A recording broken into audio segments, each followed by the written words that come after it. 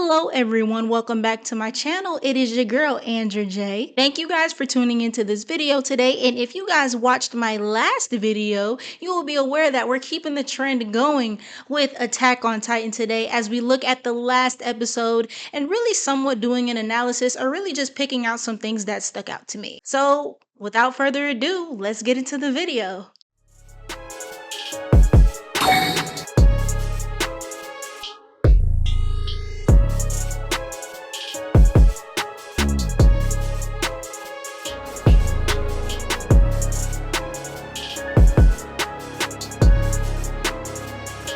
Okay, so jumping straight into this last episode, the Battle of Heaven and Earth, which right away the title already lets us know that we are in for a ride. Just a little key fact for you guys about me, I grew up in a religious household. In my experience, in a religious context, heaven and earth have always meant everything: the sun, the moon, the stars, earth, celestial beings, which in this case I guess would be the Titans, because let's just be honest, there is nothing normal or human-like about those things. But yeah, that's what I noticed basically about the title of the battle in itself. It's basically saying it's about to get real. As the Battle of Heaven and Earth commences, this is the last ditch effort to stop Eren from basically unaliving the entire world. So the Survey Corps, along with the Marleyan military, team up. The gang's back together, I guess you could say, with the addition of Peak, Gabi, and Falco. The gang's all here. Oh! So in the Battle of Heaven and Earth, we see the gang collectively on the back of the vertebrae flying through the sky, the Doomsday Titan, as they would call it. We see grayed out ancient titans from the past and maybe the future? So the plan is for Armin to initially use his colossal titan to separate Eren from Ymir. But before he can even do that, Ymir basically crashes those plans and captures Armin with whatever this is. So from that point on, the group basically decides to split up. One group's responsibility is to blow up the nape of Eren, and the other group's responsibility is to rescue Armin. And from that point on, we see Armin enter into paths, and from there he runs into none other than Monkey Boy. Yes, Zeke. Now, this is the first time these two are crossing paths. And if we take a look at Zeke, he just appears like he doesn't care or have motivation to care about life anymore. I mean, a battle for the world's existence is on the line. And this guy is literally building sandcastles. And it is the discussion between Armin and Zeke that we see the outlook on life between these two. Zeke says, in the end, the life survived was that it had the ability to multiply. We are deterred from meeting our end by the punishment known as fear. I mean, this outlook pretty much lines up for Zeke. This is a person who thought the answer to Eldia's problem was to basically wipe them out completely and let them die out with the euthanasia plan. So at this point, Zeke does not understand Armin. He doesn't understand his reasonings. He does not understand why he wants to continue multiplying or continuing the species and reproducing. But it is where things start to change, where we start to get into the outlook on life from Armin. When we get into Armin's outlook on life, Armin reminisces on back to a time where he, Mikasa, and Eren are racing up the hill to that tree we always see. Basically, Armin is just relishing in this memory back to him, Eren, and Mikasa, back to when times were relatively simple. Relatively, because a colossal titan didn't show up on their block and messed up their whole day. Relatively simple. This is where Armin presents the point that even the smallest insignificant things are extremely significant. And this is exactly what Zeke was missing in his life due to his father and mother not really allowing him to be a kid. For most of Zeke's childhood, he was basically used as a tool for Grish's restorationist propaganda. He never really had time to spend true quality time with his family. And this is where we get into the parallel between the baseball and the leaf. His equivalent to Armin racing with Mikasa and Eren was throwing the baseball with his mentor and father figure, Mr. Sauber. Throwing the baseball in the grand scheme of things really had no meaning to it. But he gladly obliged that he would be happy to do it forever, no matter how insignificant it was. Armin is then able to convince Zeke, along with the past shifters, to help them defeat the other past shifters and aid the alliance. We see all of the jaw shifters. We see Emir, Porco, Grisha Yeager, Mr. Sauver, Aaron Kruger.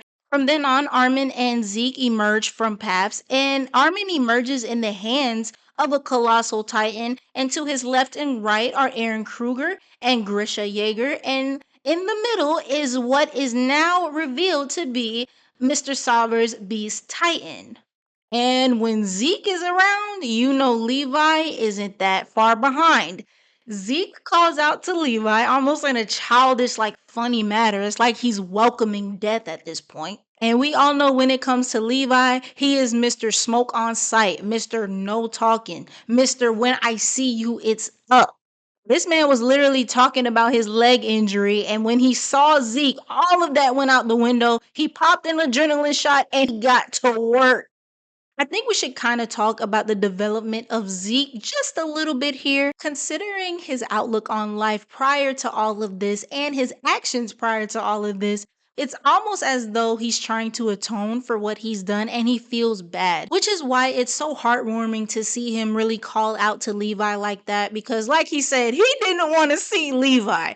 But he knew he caused Levi and along with others a lot of pain. So to openly accept death, especially by the hands of Levi, I just think we should probably give Zeke a round of applause for that. Not because Levi's my favorite character, but I ain't gonna lie, act like that don't play a part in it too. So with Zeke being gone now, the rumbling has come to a halt, but me and you both know the battle is far from over. The hallucigenia, I think I said that right. The hallucigenia basically attempts to connect to a host yet again. Eren has now respawned as a baddie titan with a 22-inch bust down. And the hallucigenia emits a gas like in Connie's hometown, Ragako, that can turn everyone at Fort Salta into a pure titan. Now, I do think it's important to point out that the gas that Zeke used on Connie's hometown Ragako is extremely different from the gas emitted by the hallucigenia.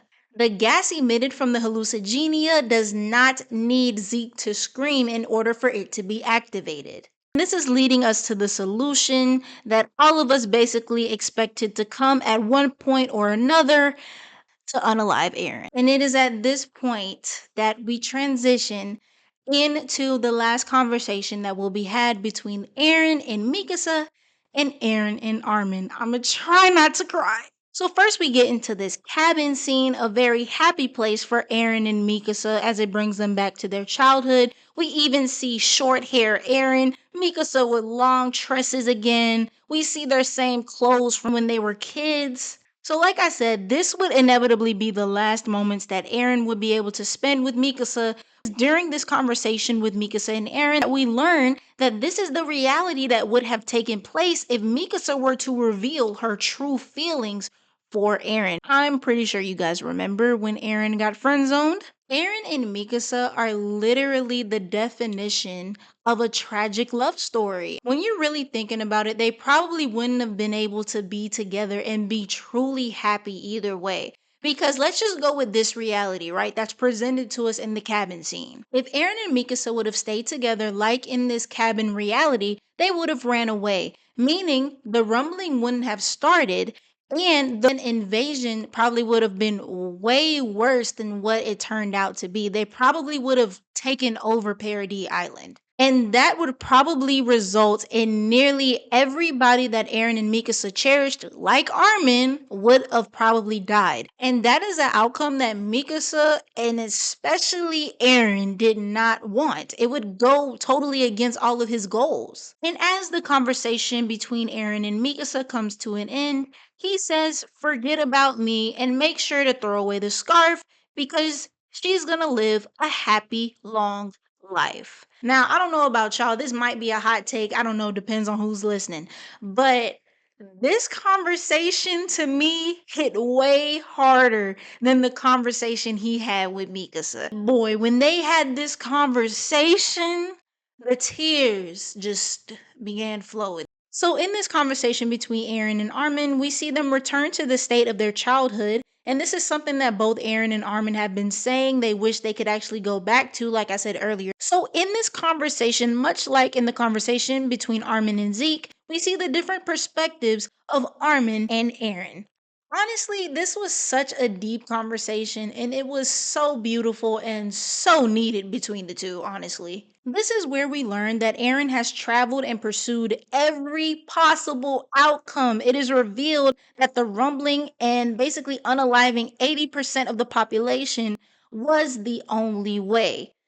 And now that we reveal that, I just want to have this conversation on whether Aaron was right or wrong. Because people like to look at Aaron as the villain. But to be fair, while I do not condone what Aaron did at all, we should look at it from his perspective. Aaron's memories are from the future, past, and present all simultaneously, to a point where Aaron didn't even know what was real. He was basically slipping into insanity. I think people forget that Aaron, through all of this, is still a teenager. He was handed a humongous responsibility, and in the end, the only thing he wanted to do was ensure that his friends and family and the people that he loved lived a long life of peace. And the only way that could be done was to get rid of 80% of humanity. And it's in this conversation between Armin and Aaron where we see Aaron break down crying, saying that he doesn't want to die because, after all, Aaron did not ask for this life. He didn't ask for this responsibility. All he wanted to do was to live a normal life with Mikasa and Armin, but he couldn't do that, and he certainly can't do it now because he can't recover or atone for what he has done. And I honestly hate it when people make Aaron out to be this heartless villain that he doesn't care what he does, he doesn't care about the people that he hurts, or he's selfish and blah, blah, blah, blah, blah. Aaron has always felt immense guilt for the outcome of his actions. When you think about the situations that have happened due to his actions, like the death of Sasha and Ramsey, I mean, he was bawling, crying in front of Ramsey, and he almost had a mental breakdown when he found out about the death of Sasha.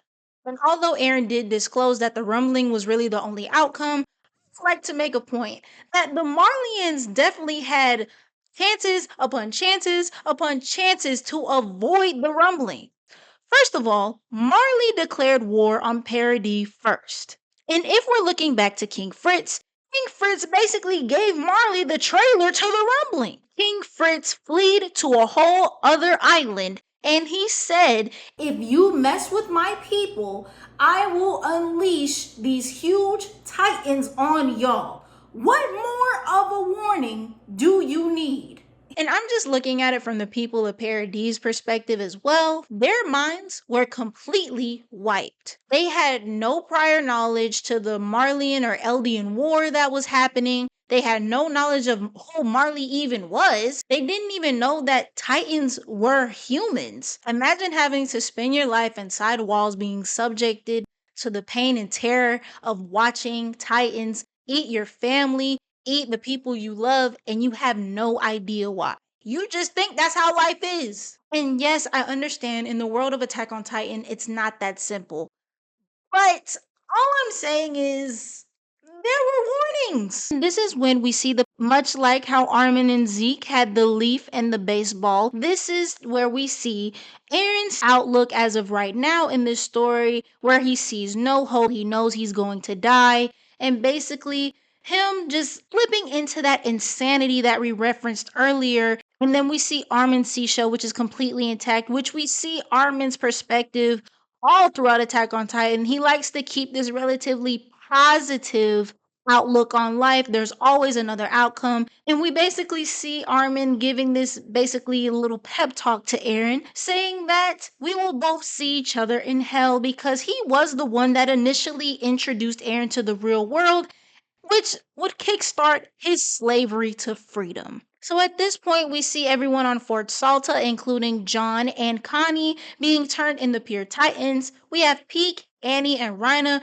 who are helping out fighting against the hallucigenia. And finally, we have the Ackermans. Then we get this beautifully animated scene of him, Ackerman, shooting the Thunder Spear into Aaron's mouth, opening a way for Mikasa to finally take the last strike. And before Aaron comes to his end, he opens his eyes one last time just to get a peek at his beloved Mikasa.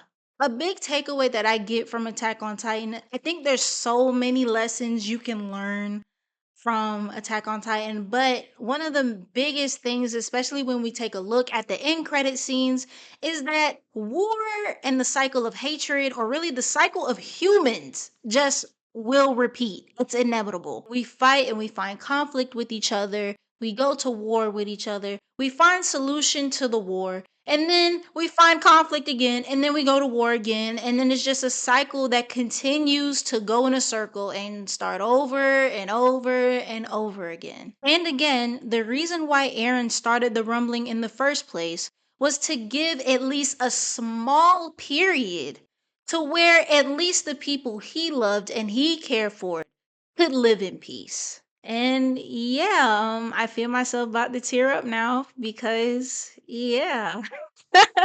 My eyes are watering, and oh my god, no. My eyes are watering. I don't made it through this whole video without dropping a tear. Well, that is the end of today's video, guys. Thank you so much for tuning in. And if you guys have anything that you guys would like me to talk more in detail about, let me know. I had some stuff that I could have talked for a way longer time about, but I just didn't want the video to drag, you know what I mean? And I do not care if he has no clue on God's green earth who I am. I have to say thank you to the creator of Attack on Titan, Mr. Hajime Isayama. I hope I said his name right because without him, this masterpiece that is Attack on Titan and my favorite anime of all time would not be here and it would not be possible. Okay, I did it the last time, so I gotta do it to end this video out. I got to. Let's dedicate our hearts to the cause. One last time. Let's dedicate our hearts to the cause one last time. I'll see you guys later.